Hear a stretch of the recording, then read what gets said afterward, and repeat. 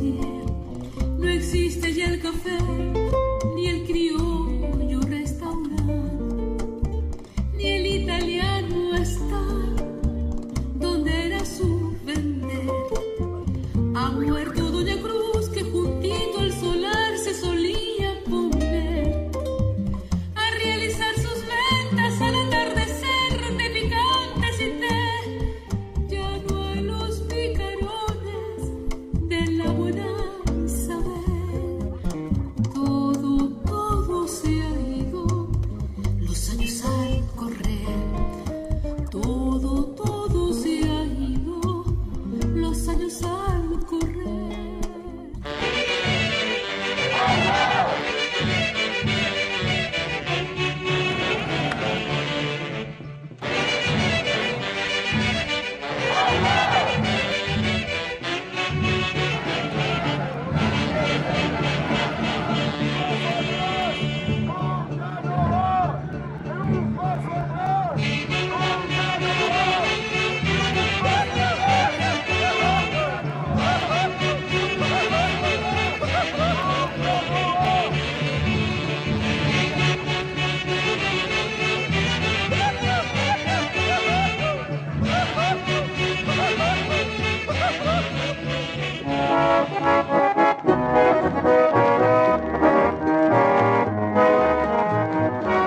Pienso que el anarquismo, en palabras sencillas, es una ideología político-social que tiene una propuesta concreta para el mundo que nos toca afrontar, una propuesta en el campo económico, en el campo social, en el campo político, en el campo cultural, en el campo individual también. El anarquismo, a su vez, es parte, desde sus inicios, de la corriente socialista internacional. O sea, el anarquismo no es otra cosa que socialismo, pero un socialismo basado en la noción del trabajo dentro y por la libertad. El anarquismo simplemente es un contexto social futuro donde la sociedad se organiza simplemente sin Estado. Esto no quiere decir que no exista un gobierno, que hay que desvincular Estado y gobierno. Son dos cosas diferentes, ¿no? Gobierno es simplemente cómo tú te organizas, ¿no? Con otros, ¿no? Mientras que Estado, se sabe que el Estado es una institución que se reproduce, Estado es una organización que es siempre utilizada por elementos que controlan los medios de producción. ¿Para qué? Para beneficiarse de los otros, ¿no? Ahora, el anarquista es simplemente el personaje que se organiza para justamente llegar a ese contexto ideal, ¿no? Ese contexto político, ¿no? Donde la estructura mental también ya debe ser diferente, ¿no? Propone que podemos vivir sin el Estado de formas no explotativas, por lo tanto sin capitalismo, de formas que no destruyan el mundo en el cual vivimos, esto es, sin el sistema industrial que tanto daño causa, y de una manera que no se reproduzca el autoritarismo a niveles ni macros, es decir, a grandes niveles, ni entre nosotros, ¿no? Que lo cual implica también ir contra el machismo, la homofobia, el racismo.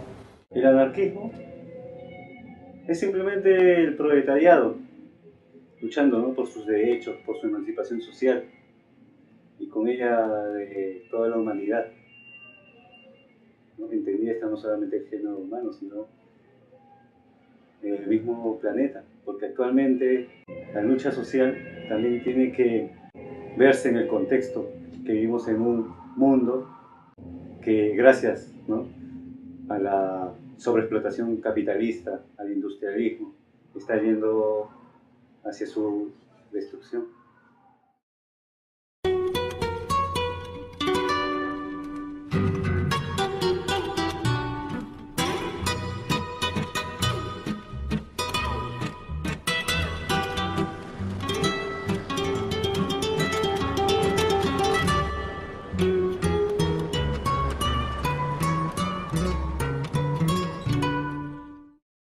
Que aquí el anarquismo aparece ya en la década de 1870, inmediatamente posterior a lo que fue ya la derrota de la Comuna de París. Sabemos que muchos comuneros de ese entonces, perseguidos por la represión y por la criminalización que pasaron en Francia y en otros países, escaparon a Latinoamérica. Muchos se asentaron en países como Uruguay, Argentina, Chile y Perú también. Viene de afuera, ¿no? Especialmente son migrantes europeos, franceses, españoles, italianos, ¿no? Y llegan primeramente como parte de la facción que se dice confederalista o anti-autoritaria, ¿no? Del brazo de Bakunin, ¿no? Que tratan de expandir, ¿no? Las tendencias anarquistas que habían dentro del Haití, ¿no? A través del mundo, ¿no? Es así como llegan los primeros inmigrantes al Perú, ¿no? Los historiadores, todos, o la gran mayoría, llegan a la conclusión de que prácticamente el único anarquista en nuestro país, o el único anarquista de renombre, fue Manuel González Prada, porque es el más conocido, porque es el más leído y todo lo demás. Si bien es cierto, Manuel González Prada es una figura importante, elemental y básica en la construcción del anarquismo en el Perú, no es el único, tampoco es el único intelectual siquiera. O sea, hay otros elementos más que bien valen la pena rescatar. En primer lugar, González Prada pues, es el gran padre creador de todo el movimiento social del siglo XX, ¿no? Y también el ambiente intelectual y literario.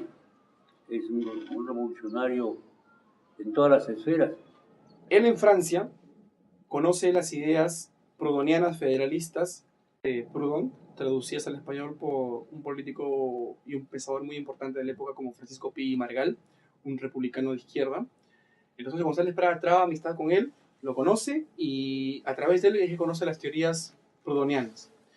Luego González Prada va a llegar a Barcelona y en la región de Cataluña es donde va a conocer ya directamente a la idea anarquista.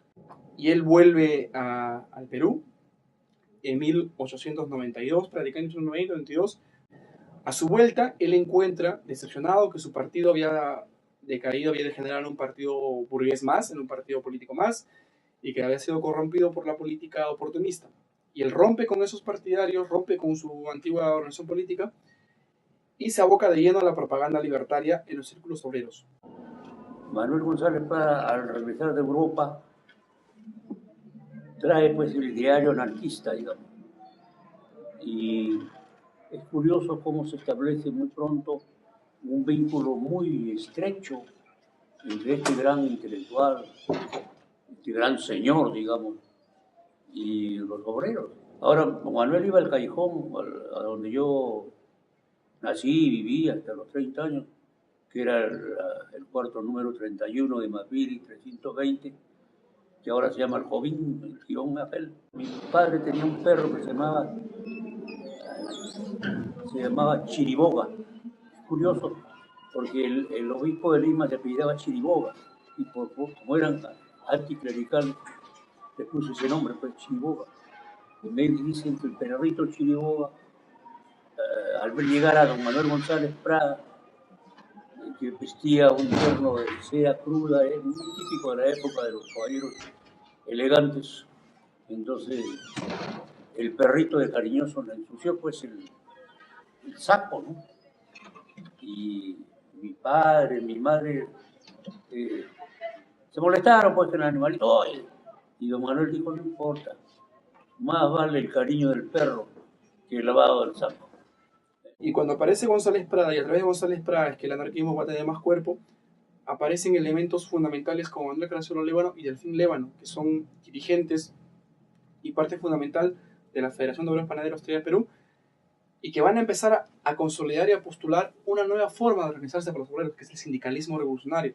Y van a romper de manera tajante y contundente con el mutualismo pro-burgués. O sea que hacer la diferencia entre anarquismo y sindicalismo, no son dos cosas, ¿no? Los anarquistas cuando entraban dentro del sindicalismo es lo que se ha llamado el anarcosindicalismo, ¿no? Pero son dos cosas diferentes a la vez, ¿no? El anarcosindicalismo simplemente son organizaciones donde los anarquistas tratan de organizar la población. No quiere decir que toda la población que estaba dentro de los sindicatos eran anarquistas, ¿no? Quizás dentro de toda esa población el 2, el 3% eran anarquistas, el resto eran trabajadores simplemente, ¿no? Que simpatizaban o que se daban cuenta que habían problemas y con estas ideas trataban de solucionarlo, ¿no? Pero no implicaba que eran netamente anarquistas, ¿no? Una organización anarquista es la sección 1 de Mayo, Luchadores por la Verdad, ¿no? Que la dirigía Manuel Caracciolo Lévano y su hijo, ¿no? Delfín Lévano, ¿no? Pero había muchas más, ¿no? Bueno, mi abuelo, ante todo mi abuelo, que es el fundador del movimiento obrero, ¿no es cierto? Mi abuelo fue combatiente en la guerrilla de Cáceres. Eso la gente no sabe. O sea, él combatió, hay testimonios sobre eso. A la muerte de él lo mencionan, ¿no? Y se inició pues como obrero cigarrero. Estudiaba en San Marcos, pero vino la guerra con Chile y tuvo que interrumpir eso. Mi abuelo era ante todo organizador. Era, podría decirse, una especie de fanático de la organización. Él creó, por ejemplo, en periódicos antes de la protesta, periódicos como Los Parias, El Oprimido, una sección por fábricas y talleres. Entonces decía, por ejemplo, en la fábrica Inca Cotton del Rímac, un obrero textil fue despedido a puntapiés por el capataz. Esto no se va a terminar hasta que no se organice el sindicato. Era así, todo era su prédica, era sindicato, sindicato, sindicato. Ah, te pegaron, sindicato, no te pagan, sindicato.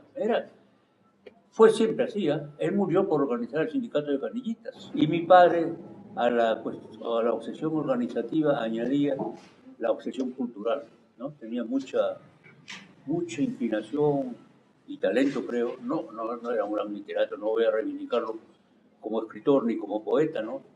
Pero sí le interesaba, le gustaba y lo ejercía, ¿no? Además músico, ¿no? Delfín Lévano es uno de los personajes que mantuvo, ¿no? Con su padre, que mantuvo la línea hasta cuando pudo, ¿no? Y precisamente durante toda la represión de la época leguista y también con la represión de Sánchez Cerro y la que viene posteriormente la de Benavides, ¿no? Es en uno de estos contextos ya después de los años 30 que él sufre un maltrato policial, ¿no? Que queda minusválido por los golpes que se le dieron, ¿no? En la carceleta, ¿no? El caso de Delfín Lévano es muy interesante, porque Delfín Lévano era panadero, pero a la vez él dirigía un grupo de teatro obrero y a la vez también dirigía el coro obrero y tenía una orquesta conformada por obreros. Y es más, ya en la década del 20 van a formar el Centro Social Musical Obrero, aquí en el Cercado de Lima, que va a ser muy importante porque había un niño que merodeaba por ahí que va a ser Felipe Pinglo Alba, quien luego va a ser un gran compositor de música criolla, quizás el mayor compositor de música criolla que ha tenido el Lima a inicio de los años 20, donde la letra de las canciones no es el lamento por el amor perdido, como usualmente lo ha sido durante muchos años, sino eran canciones que de alguna u otra manera tenían elementos de protesta social.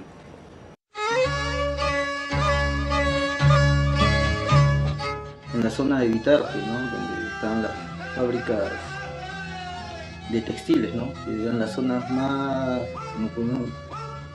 más industrializadas del Perú, se encontraron en esta zona y están asociadas a estas fábricas textiles, ¿no? Y también en el puerto del Callao, ¿no? Vemos los conatos, ¿no? De revueltas, ¿no? Que realizan los obreros, ¿no? Y también de huelgas, ¿no? Que comienzan a establecerse progresivamente, ¿no? Muchas de las cuales eran reprimidas, ¿no? En 1896, en la ciudad de Vitarte, que ahora viene a ser una ciudad que está incorporada a Lima, tanto y en Lima, en el Cercado de Lima, como en el puerto del Callao, se van a realizar algunos movimientos huelguísticos, principalmente trabajadores de las empresas de tipografía, panaderos y trabajadores textiles, ¿no? Pero estas huelgas van a tener diferente repercusión. La gran mayoría de ellas van a fracasar porque van a tener solamente un elemento economicista, van a pedir aumento salarial y nada más.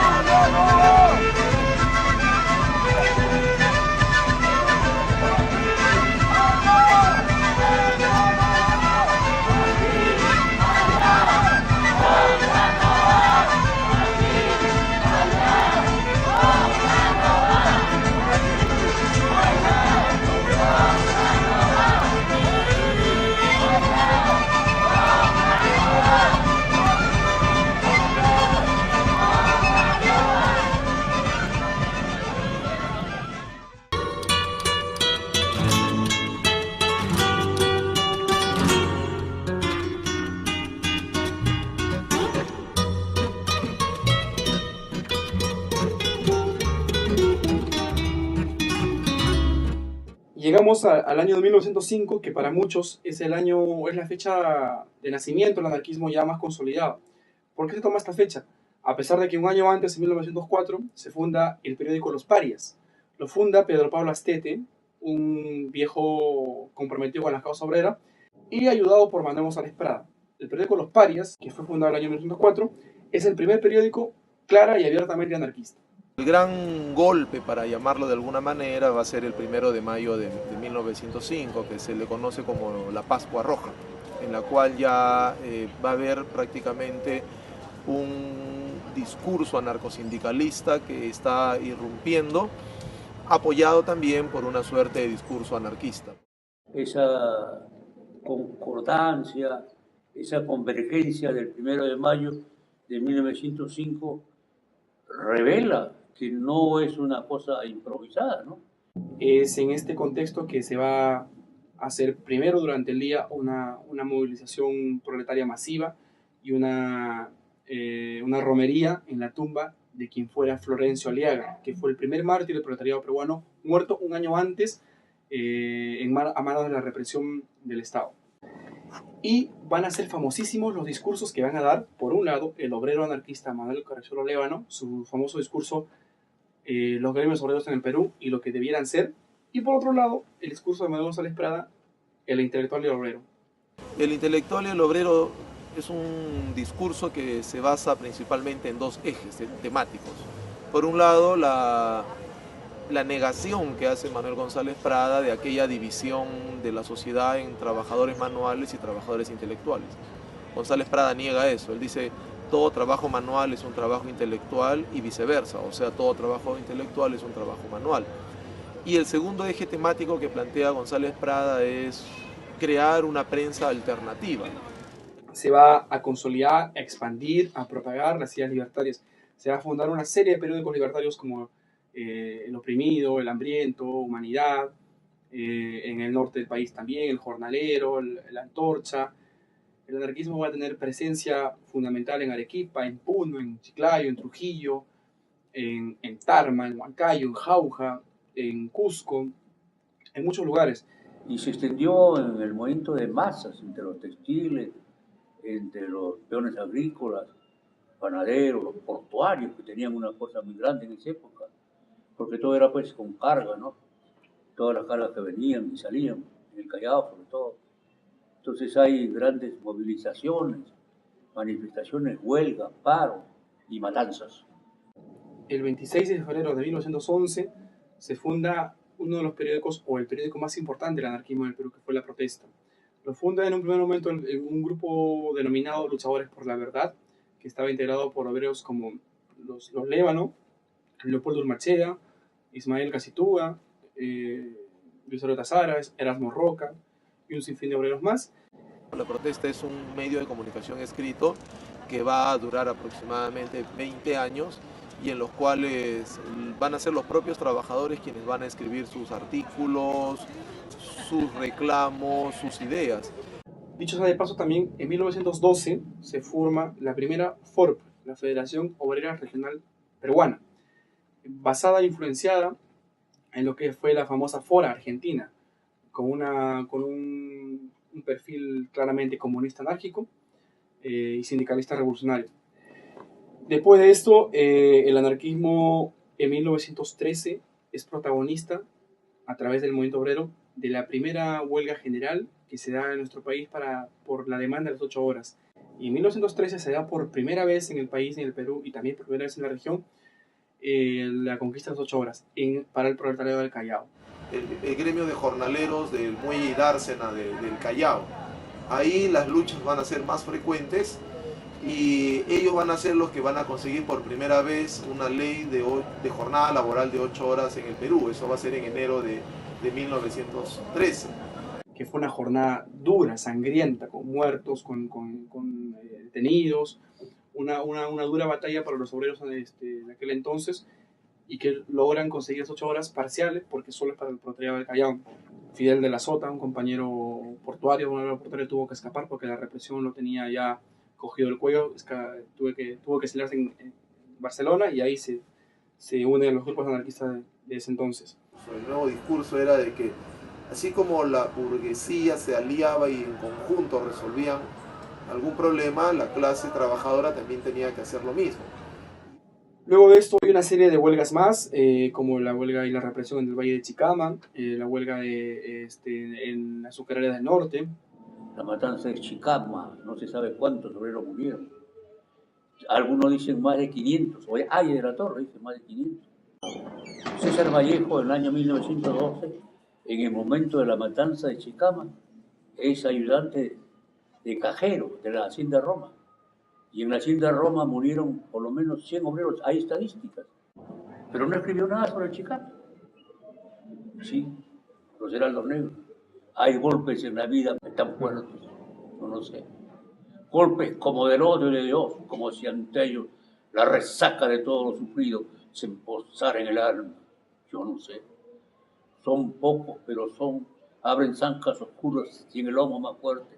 Serán tal vez las hordas de bárbaros atilas o los heraldos negros que nos mandan la muerte. Las hordas de bárbaros atilas. La policía que perseguía a los obreros entre los cañabrales en la matanza de Chicama. El anarquismo en el Perú es la primera corriente, a su vez, que interpreta, analiza el factor indígena, la cuestión indígena.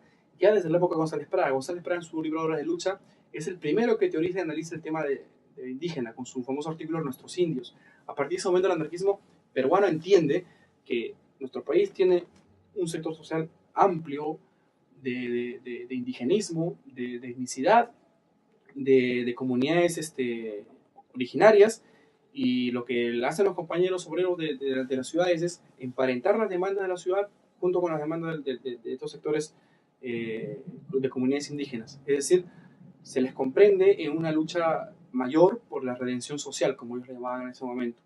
O Rumimaki, pues es una historia más de un personaje del gobierno al comienzo, ¿no? Fue enviado a la zona del altiplano para ver las irregularidades que se pasaban, pues, ¿no?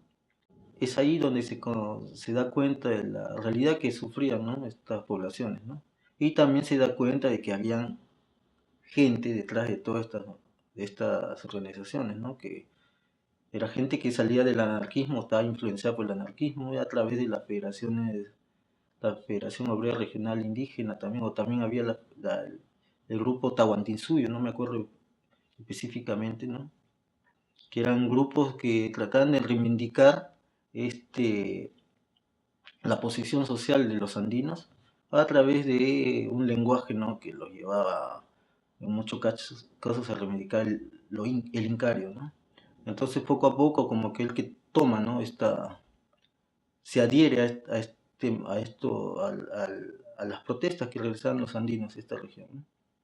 Y es así como aparece la imagen de Rumimaki, que él comienza a encabezar, pues, ¿no?, las revueltas, ¿no?, contra los gamonales de esta región, ¿no? Hasta que llegan progresivamente, pues, ¿no?, el Estado comienza a enviar ya las fuerzas del orden, ¿no?, y las reprimen, ¿no? Eran años, ¿no?, de guerra, de crisis mundial, y aquí en el Perú como que el movimiento obrero fue postergando algunas de sus principales reivindicaciones. Pero va a llegar diciembre de 1918 y los trabajadores de Lima deciden declararse en huelga la primera semana del año siguiente, o sea, en enero de 1919.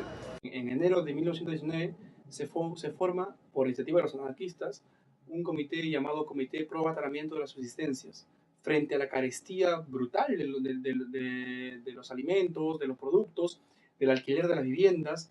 O sea, estamos hablando de que había una carestía muy fuerte en la economía en el país, y el sueldo de los obreros no alcanzaba, como ahora tampoco alcanza. Van a ser 3 días de lucha. Lima estaba casi al borde de un conflicto mayor, hasta que finalmente en la quincena de enero de 1919 el presidente Pardo decide dar la ley ampliando la jornada laboral de 8 horas para todos los trabajadores del Perú. Y logran ese mismo año que arrancara el Estado la famosa conquista de las 8 horas en el Perú por acción y organización de los obreros, con un papel importante del periódico de La Protesta, con compañeros fundamentales, notables, como los propios Lévano, como Carlos Barba, un obrero zapatero, Nicolás Jutarra, un obrero ebanista, como Alberto Fonquén, un obrero textil, y otros obreros más que fueron piezas fundamentales para esta conquista. No sé, Guitarra era uno de los personajes, en su contexto anarquista, era uno de los que mejor flor tenía, se decía, ¿no? Y que captaba las masas con su lenguaje, ¿no? Pero no era un ideólogo, era más un proverbial, ¿no? Pero siempre se ha tratado de tergiversar, no se ha tratado de hacer ver que hubo elementos fuera del movimiento obrero que fueron los que dirigieron esta jornada, y no es así. Si bien es cierto, hubo una participación desde los medios de comunicación de José Carlos Mariátegui, quien rápidamente se va a identificar con estas justas luchas, él, como él mismo lo dice, ¿no? Él solamente apoyó desde el diario El Tiempo, él no dirigió nada de estas cosas. Y por el otro lado también se ha tratado de darle mayor énfasis a la función que cumplió Víctor Raúl Haya de la Torre. E inclusive se trata de hacer creer que fue él quien dio a los obreros la idea de la jornada de las 8 horas.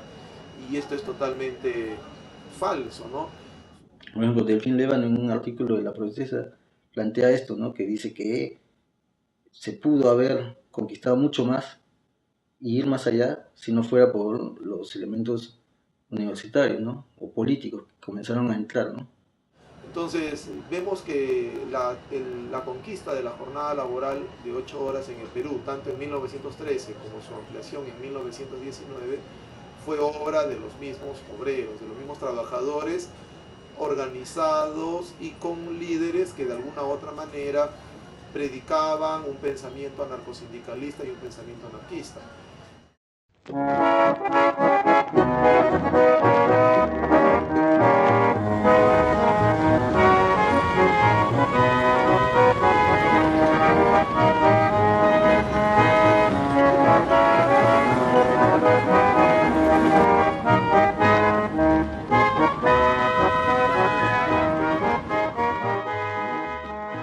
Y el anarquismo pierde mucha fuerza. En el año 29 se funda el Partido Socialista, lo que posteriormente es el Partido Comunista, la CGTP y todo eso. Las nuevas crisis económicas que el Perú va a atravesar, la crisis política a partir del año 20 con el inicio de la dictadura de Augusto Bernardino Leguía, y la aparición, por un lado, del pensamiento socialista de José Carlos Mariátegui dirigido hacia el marxismo, y de un socialismo dubitativo y que va inclinándose más hacia el modelo del sistema capitalista de Haya de la Torre, va a determinar que ya hacia 1924-1925 el discurso anarquista y anarcosindicalista haya no desaparecido, pero sí haya perdido espacios y esté más bien a la vanguardia, ya sea el pensamiento de Mariátegui o el pensamiento de Haya.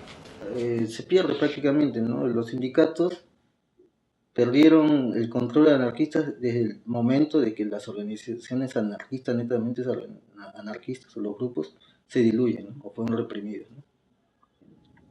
Al ser los anarquistas muy pocos también, y netamente salidos de un estrato proletario, económicamente también se sentían débiles frente a los intelectuales radicalizados, frente al Estado, frente a la policía, ¿no? En 1926, 27 por ahí, ¿no?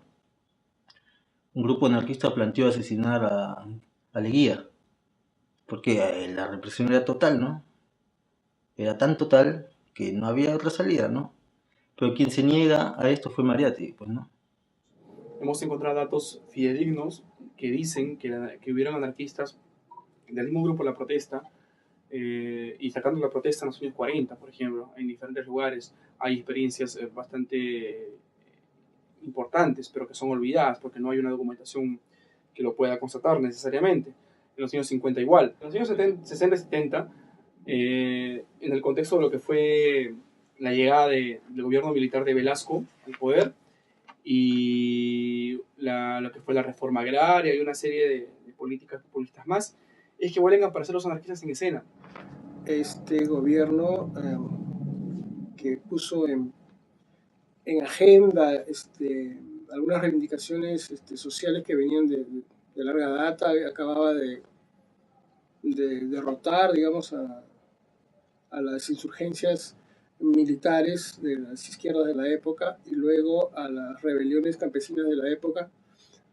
Trata de saciar esas esas reivindicaciones, por el producto de este gobierno hay una eclosión de izquierdismo, digamos. Se tiene conocimiento de compañeros libertarios trabajando en cooperativas agrarias, en cooperativas comunales, tratando de insertar la idea de la autogestión para radicalizar lo que el gobierno en ese momento llamaba cogestión. De ese tiempo podemos rescatar a compañeros como Jaime Llosa, como Víctor Gutiérrez, como Emilio López y otros compañeros más que en ese contexto vuelven a ver el resurgir de las ideas libertarias. Del hecho de anarquistas que están dentro del Estado, es contradictorio, pues, ¿no? Al final de cuentas, bueno, pudieron tener ideas anarquistas, todas esas, ¿no? Quizás vinculadas a como te repito, esta concepción de la autogestión, la colectivización que debe venir de la época de la Revolución Española, ¿no? Pero el hecho de que estos individuos estén tratando de aplicar sus métodos de autogestión a través del Estado es contradictorio, pues, ¿no?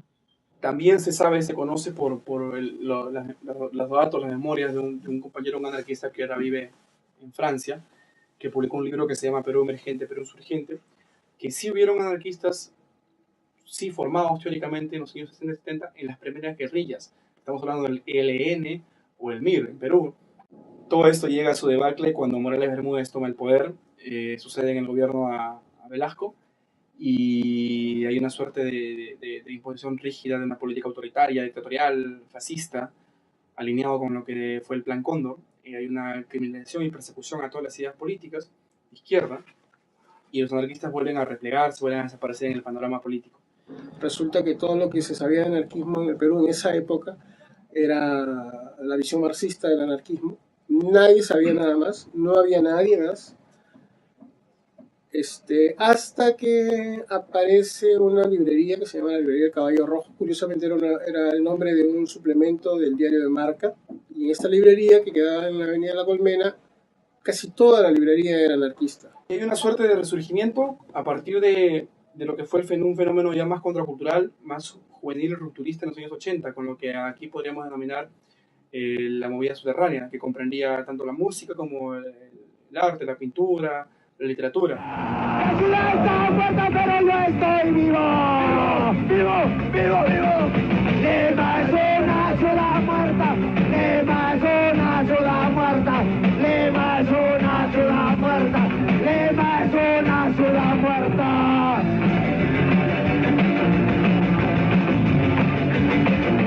Lima es una ciudad muerta, Lima es una ciudad muerta, Lima es una ciudad muerta. ¡La ciudad muerta! Leo, ¿qué nos puedes decir de tu música? ¿Qué nos puedes decir de tu música? ¿Mi música? La música de todos. Para mí es lo mejor. Nada más, pues, es lo mejor, es lo mejor que hay para mí. ¿Cómo la definirías? ¿Cómo la definirías? ¿En qué sentido se le puede dar? ¿Qué definición? Anarquía, trago y rock and roll. Pero tú te cubres, niña de fome, en aguda crisis, se matan para insistes, mira tu cuerpo, cómo se pudre, cómo se tiñe, y para ti yo tengo que elegir no. Hay más, hay más, no hay más, anarquía, no hay más, no hay más, no hay más, anarquía. En ese momento es cuando yo me intereso más directamente hasta dónde va el anarquismo. O sea, yo tenía una información académica, tenía una información de alguien que había venido de Europa y que conocía el anarquismo, digamos, originalmente, y tenía la antiversión marxista, y también tenía la versión extraña de estos nuevos jóvenes que hablaban de anarquismo, pero no decían nada. Pero veo que otros sí, algunos otros chicos sí, que se acercan al punk, sí sabían. Uno de ellos era un movimiento anarquista de Lima, que era el MAL, no sé si era una pose o era el nombre verdadero. Después había un colectivo que se hacía llamar Caja. Yo conocí hasta tres, por lo menos, tres grupos anarquistas. A finales de los 80 aparece un grupo que se llamó Caja, Coordinadora Autónoma de Juventudes Anarquistas, que fue un colectivo que intentó aglutinar a compañeros más o menos más maduros en las ideas. Luego de esto, ya llegado a los 90, aparecen publicaciones y fanzines, o publicaciones bastante modestas como Colectivización, Bandera Negra. Mucho estuvo vinculado a tratar de hacer entender el pensamiento de González Prada, ¿no? Tratar de reivindicarlo como uno de los elementos anarquistas, no vinculado a la APRE, todo esto, ¿no? Como generalmente se creía, ¿no? Y aparte también una vinculación con los gremios de trabajadores que existían en el Perú, ¿no? Y tratar de enfocarlos, ¿no? Y enfocarles los problemas que existían, ¿no? Tratar de difundir sus problemas, pero desde una óptica, pues, ¿no? Anarquista, ¿no? La época de los 90, ¿sabes? Con la represión fujimorista, ¿no? Muy difícil hacer las cosas, ¿no? Y yo creo también la cantidad de publicidad que se hacía, ¿no? A través de estos periodos era muy poca, ¿no? Se hablaba mucho con los dirigentes sindicales, todo, ¿no? Como que escuchaban, se daban cuenta, pero no salían de ese estatus donde estaban, ¿no? Las celebraciones del 5º centenario del descubrimiento de América, hay mucha participación de los jóvenes que se adscribían al anarquismo, bastante más que ahora incluso. Tanto que la marcha del 5º centenario al monumento a Colón, que hay en el Paseo de Colón, fue fue nuestro mayo francés, por decirlo de alguna manera. También se sabe que en los años 80 en Arequipa existió una organización llamada Organización Horizontal Obrera, una organización de trabajadores emparentados ellos sí con el anarquismo.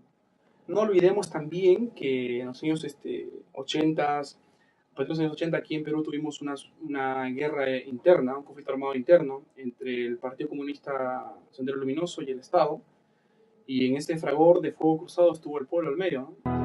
A inicios de 1980 aparecen en el Perú las primeras acciones terroristas de Sendero Luminoso.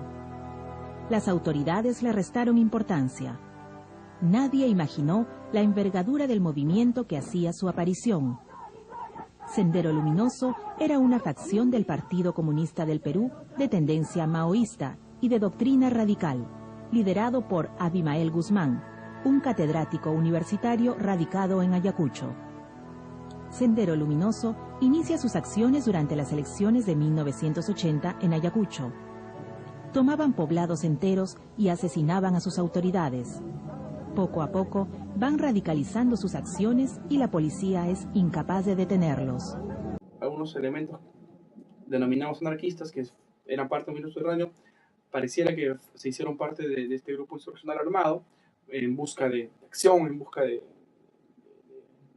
un poco de agitación en cuanto a sus ideas.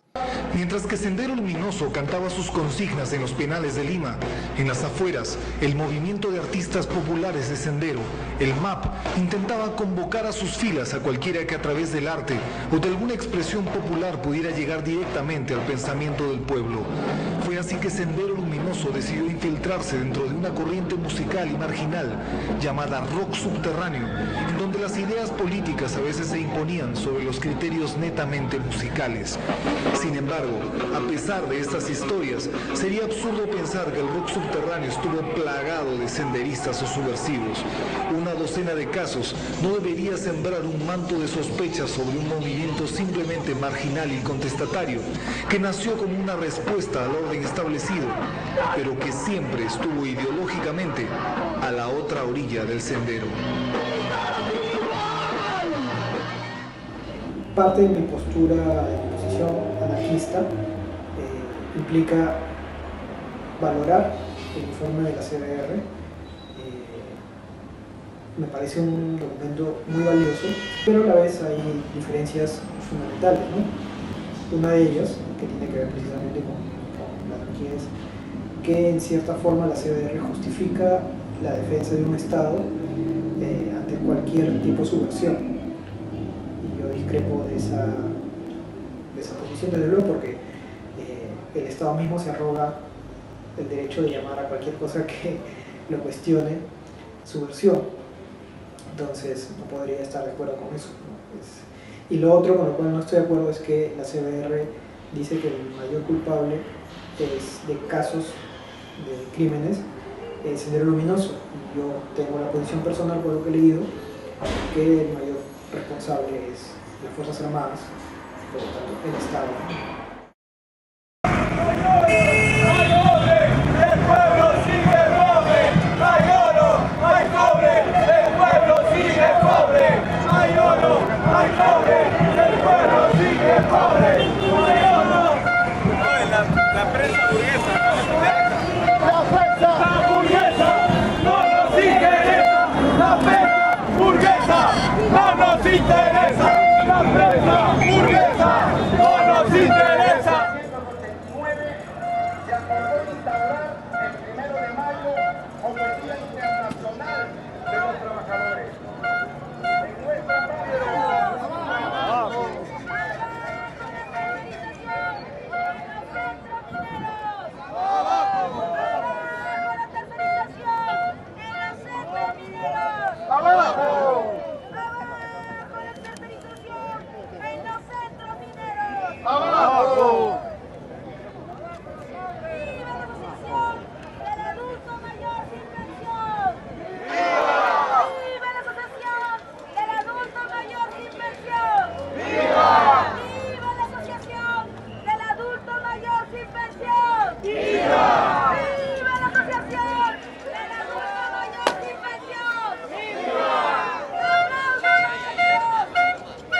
¡Viva el 1 de mayo! ¡Viva! ¡Viva el pueblo trabajador! ¡Viva! ¡Viva el anarquismo organizado! ¡Viva! Estos señores de las centrales oficiales, como la CGTP, la CUT, la CTP aprista, no representan a nadie. Son burócratas sindicales que han arreado las banderas de clase, que han traicionado a sus hermanos de clase. Nosotros, como estudiantes y trabajadores, anarquistas, libertarios, los repudiamos. Que los derechos o nuestras libertades no es producto de la voluntad de los gobernantes, sino de las luchas mismas de los oprimidos. Nosotros, compañeros, como libertarios, tenemos mucha tarea por hacer. Tenemos que ganar espacios, ganar dirección, tenemos que ganar cabida. Como estudiantes, como trabajadores, como probadores libertarios, tenemos mucha tarea por hacer. O como diría César Vallejo, compañeros, hay hermanos, muchísimo que hacer. ¡Viva el 1 de mayo internacional y libertario! ¡Viva! ¡Viva la clase obrera! ¡Viva! Vamos para allá, damos nuestro discurso. Ustedes dan su discurso. Nosotros damos nuestro discurso. Vamos allá donde integración. Nosotros damos nuestro discurso, ustedes dan su discurso. Vamos allá a explicarnos ahí. Porque estos patas han estado politicados con el miserable de Guamán, han estado hablando a su favor. Han estado ahí aplaudiéndolo. Ellos así en donde quieran se apoyan, pero la verdad se ponen de su lado. Por 6 años consecutivos. Pero ¿de dónde viene eso? Viene del imperialismo, pues. Es viene del imperialismo. Y concesiones como el respeto a otra mujer es un derecho legítimo, porque yo a usted no le puedo pegar. La mujer proletaria, compañera. La mujer proletaria. Claro. La mujer proletaria. La mujer sagrada. No habla lo general, la mujer proletaria. Las mujeres no somos No nos sagradas. esa concepción son sagradas de la lucha. Las mujeres que lo quieren idealizar, pero no somos las mujeres proletarias son sagradas. Nada de sagrado.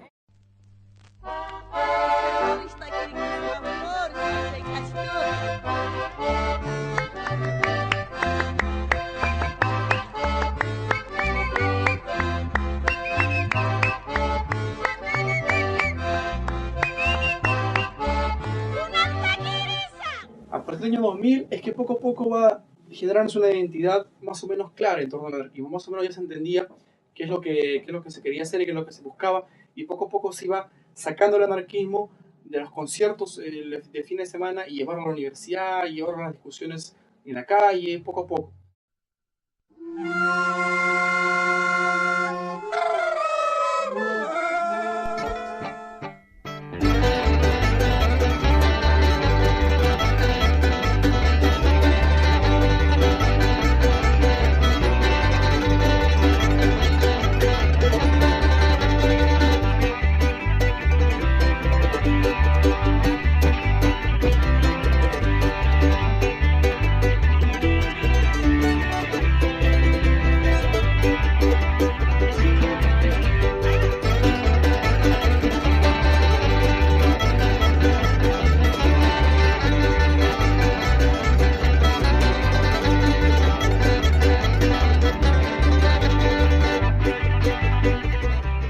mí me pateaba estar delante de los chinos, ¿no? Ellos pues se lo sintieron.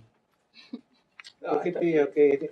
Es que fue como una guerrita, pues, porque él decía volar en 1000 pedazos los planes imperialistas en la educación. De llegar a la guerra y hasta... abajo el gobierno de Ollanta.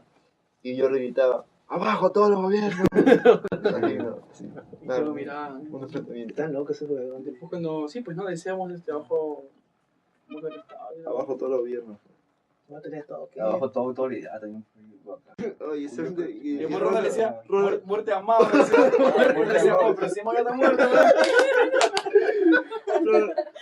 Ronald, escucha.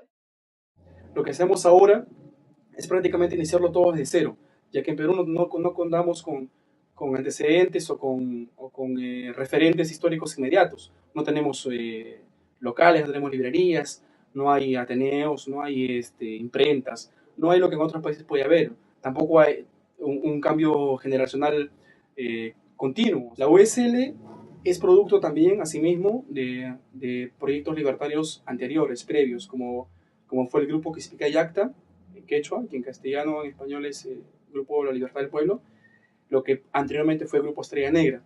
Quienes componemos la organización, la USL, tenemos la obligación como libertarios de insertarnos en espacios como el sindical, el estudiantil y el barrial.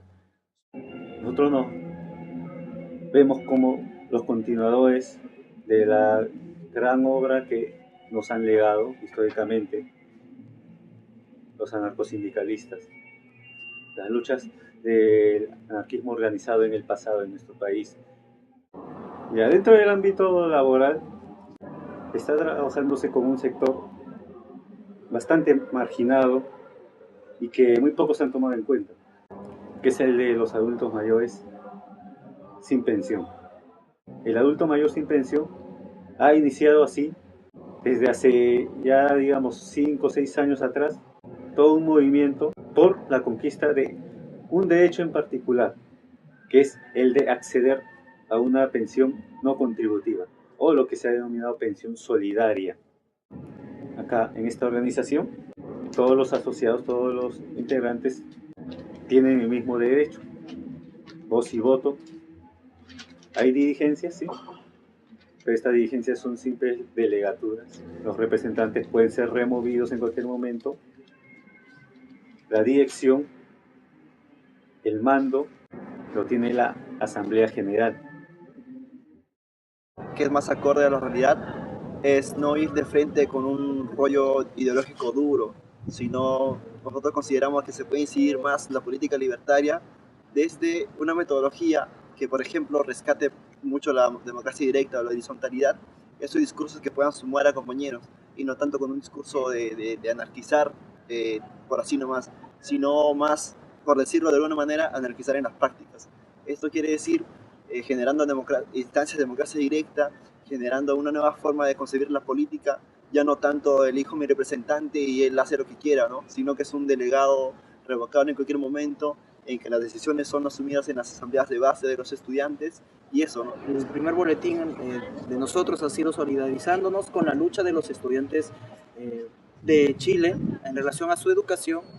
También un segundo número fue en relación a la problemática de la minera Conga, solidarizándonos también con los trabajadores de ese lugar. La realidad universitaria en sí se ha constituido en un ámbito, como se dice, politizado, ¿no? O más que decir politizado, politiquero, en un sentido de que los partidos políticos, en vez de proponer ideologías o propuestas concretas y que nos puedan llevar al cambio, proponen ideas bajo las cuales pretenden que su posición impere y que sea la que gane aún sobre desmérito de desmedro de todo el bienestar que puede causar a la sociedad, ¿no? Creo que desde una perspectiva libertaria que propone el TEL, se puede proponer a la autoorganización de la universidad. No tenemos nada que festejar. Hoy no es un día de celebración ni de fiesta, compañeros, mucho menos. Hoy es un día de conmemoración, de reivindicación, de lucha y de combate, compañeros. Hay que tenerlo muy presente eso. En 1886, en Chicago, un grupo numeroso de obreros se lanzaron a la huelga justamente para reglamentar y conquistar y arrancarle al sistema aquella famosa jornada de 8 horas.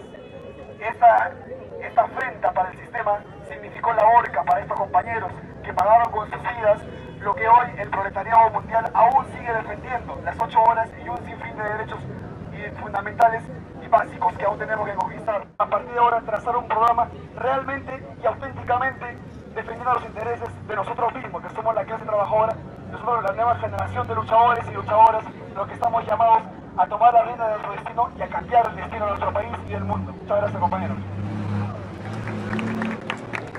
Agradecemos a los compañeros de la UCL. Y ahí cantan dos áreas de ópera. En veladas obreras. ¿Ahora qué van a cantar? ¿Regatón o chicha? No puede, ¿no? Ha descendido ese nivel, ¿no? Más allá de las ideologías, del anarquismo, del aprismo, del comunismo, ¿cierto? Hay un descenso histórico.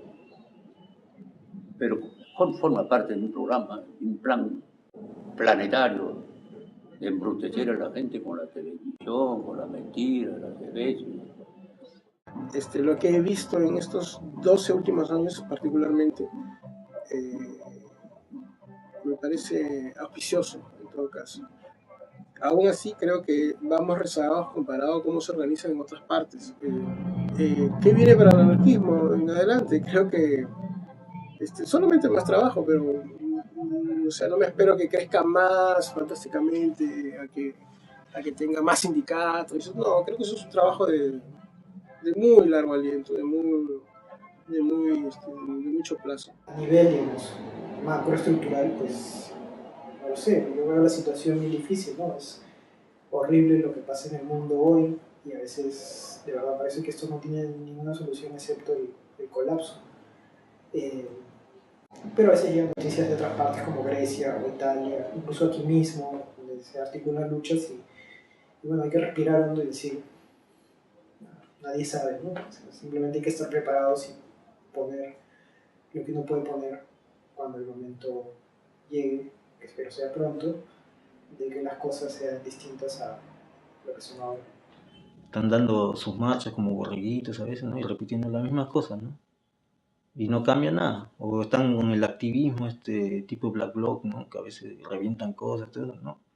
Pero no produce nada, no es un efecto, más bien es negativo, ¿no? O sea, la población lo ve como algo que no va, ¿no? Entonces, en vez de ganar y de ir más allá, como que la cosa se ha estancado, ¿no? Siguen en lo mismo. Yo pienso que el problema es prácticamente la inexistencia de un lenguaje netamente revolucionario, ¿no? Eso es que el anarquismo para nosotros es una herramienta válida en la medida que dé propuestas políticas a las demandas populares, ¿no? A las demandas sociales.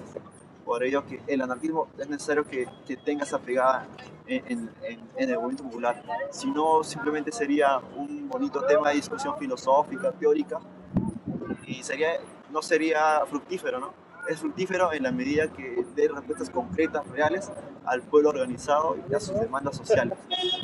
Los anarquistas somos la minoría de la minoría, o sea, somos un sector aún bastante pequeñísimo, pero que poco a poco venimos saliendo, apareciendo, discutiendo, peleándole incluso codo a codo varios sectores de estos compañeros, peleando en el sentido militante y fraterno. O sea, no buscamos ganarnos enemigos en la Copa Popular, todo lo contrario, buscamos discutir nuestras teorías, más no imponerlas, ¿no? Y sobre todo llevarlas a la práctica. El marxismo tuvo su experiencia histórica. Ya vimos en qué desembocó todos los experimentos marxistas, marxistas-leninistas, maoístas, etc. El anarquismo dentro del movimiento popular actualmente es la única alternativa para llegar a una verdadera revolución social. No le vamos a hablar a la clase. Todo se va a solucionar en el futuro cuando venga la revolución social. La revolución se construye ahora. Mi sangre aunque plebeya también tiña de rojo el alma en que se anida mi incomparable amor. Ella de noble cuna y yo humilde plebeyo. No es distinta la sangre ni es otro el corazón. Señor, porque los seres no son de igual valor.